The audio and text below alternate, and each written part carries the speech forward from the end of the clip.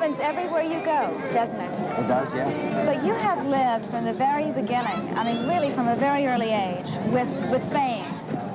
How has that changed your life? My brothers were famous a long time before I was, and they helped me get into show business, and they still produce my records and write for me. But I suppose I was pretty much used to the business because of my brother's success. But it's still a nice thing to have it yourself. But do you ever felt a prisoner of the success?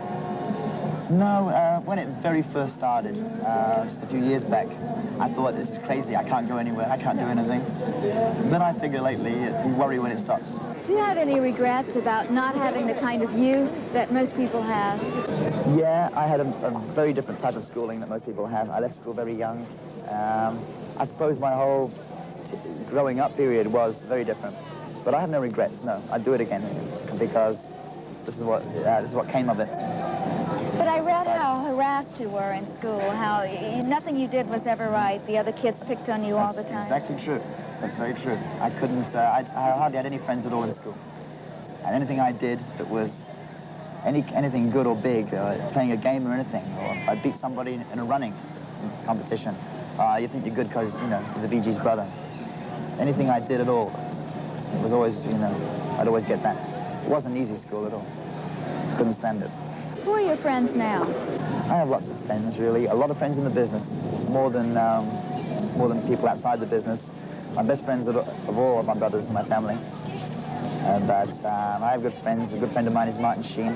We see a lot of each other. Robert Redford, Olivia Newton-John. They're some of my closest friends. Olivia Newton-John. Want to talk about that? Would you like to dispel Yes, rumors? Unfortunately, I've got to dispel the rumor. She is kind of like a sister to me, older sister. She's just a great lady. I spend a lot of time in LA when I see her, when I come here to see her. And but there's nothing there. Is there anything anywhere? To be quite honest, at the moment, nothing. Zilch. Do you travel with a lot of people, bodyguards and all that? Yeah, I do. I have lots. I have about 3 or 4 people around me, personal people, and then there's an outer ring of people. Doesn't that give you a very unreal sense of the world, though? Yeah, but we don't take it home with us so much. You know, like when I go into Florida or off the road working, we all live within almost like a compound in Miami. It's pretty well protected.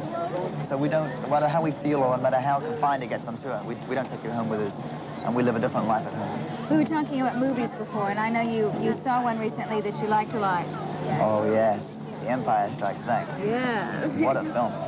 That is probably one of the best science fiction or effects movies I've ever seen.